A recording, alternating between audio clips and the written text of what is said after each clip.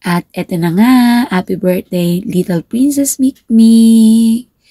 Eto na po ang most requested ni Mikmik na Bluey Cake. So ayan, today is the day that the Lord has made. Ngayon, ang kaarawan ni Mikmik, December 5, 2023. She's now 4 years old. Ayan.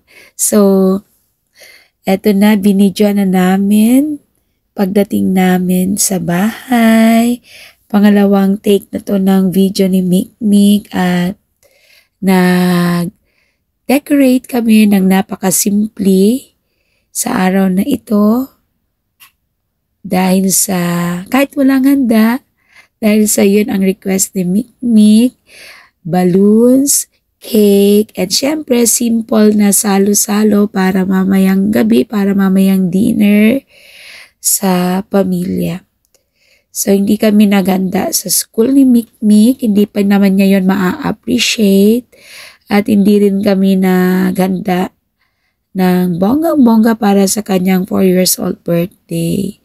Kasi napakasimple lang nangingi ni Mikmik ang magkaroon siya ng Bluey cake na katulad nito, at siya rin ang namili ng design ng cake na ito.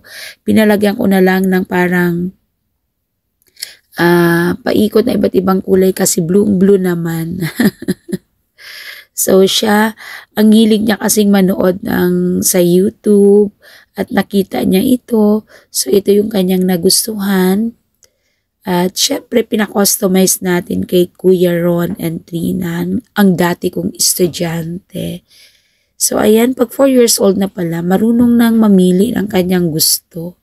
So, hindi ko naranasan kay Kuya. Kasi si Kuya kung ano lang ang aming i-design, i-decorate ng birthday niya, ox na kay Kuya. Si Mikmik siya talaga ang namili ngayong 4 years old siya.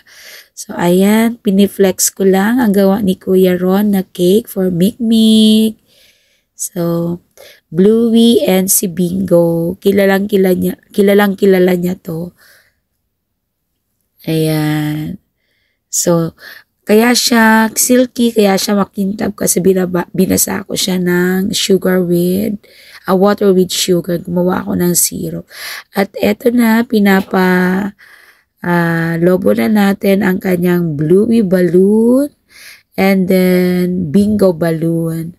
So, katulong ko dyan si Mikmik. Gusto sana namin siyang i-surprise for this. Pero, wala hindi na namin ito magagawa pagka madaling araw kasi may pasok today. So, ayan. Kaya, katulong namin si Mikmik sa paggawa ng kanyang decoration. So, ayan, tuwang-tuwa po ang aming little princess si Mikmik. So, ito ang kanyang gustong theme sa kanyang 4th birthday. We love you so much, little princess Mikmik, Micaela Manuela.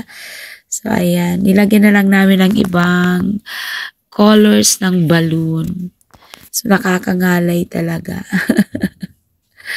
Ito lang, napakasimple lang ng kanyang hiling. Ayan. So, mamaya ang celebration namin sa bahay. Hindi kami lalabas. Dito lang kami sa bahay. Nag-order lang kami for a simple celebration. Sakto lang para sa maliit na pamilya. So, mamaya ulit ang aming video para sa 4th celebration ng birthday ni Mikmik. So, happy siya. Wala kaming nabilan nito dito sa Binya, sa GMA, 2 SM na pinunta namin. Actually, 3 pa lang SM. 13, Santa Rosa, and then Dasma. Wala kaming nakuhang Bluey theme para sa birthday ni Mikmik. Ngalay na ako dito sa pagpapalobo nito. ang sakit sa balikat. At saka eto, lahat namin to na order sa Shopee. Ayan, nag-order kami ng straw na Bluey. Ayan, etong banner na to. Ayan. So, ako na ang namili niyan. Hindi niya naman ito actually alam. So, ako na ang namili nito. At saka ito, nakita niya na. And then, nag-picture na siya dito sa kwarto sa baba. So, ayan.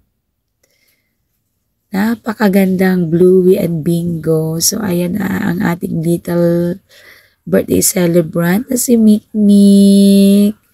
Ang galing niya na din mag-posing-posing pati. Pinicturean siya ng tatay niya. So, ayan. Thank you, Lord, for this wonderful day, for the blessing para sa aming family, para sa aming prinsesa, na si Micaela Manuela, aka Mikmik. Super happy po. Nakakatuwa sa puso ng magulang, sa damdamin ng isang magulang na napapasaya natin ang ating mga anak in a very simple way.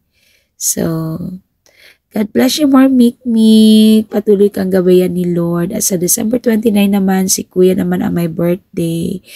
13 years old na din si Kuya. Ang bilis ng panahon. Napakabilis ng panahon. So, maraming salamat, Lord.